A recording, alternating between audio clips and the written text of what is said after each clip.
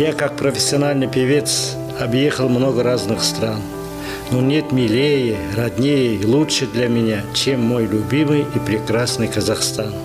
Нам нужно не только хранить традиции казахского народа, чтить память предков, но и создавать новое, развивать государство, в котором жить нам и нашим потомкам. Это большая честь и ответственность. Я рад тому, что мне выпала возможность жить и трудиться в такой замечательной стране и посвятить все свои достижения, свершения своему народу. В каждое выступление я вкладываю свою душу, силу, энергию.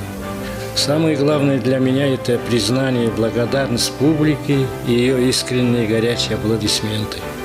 Пусть живет и процветает наш Казахстан, пусть люди будут сплоченными, живут в согласии и изобилии. С Днем Республики Казахстан!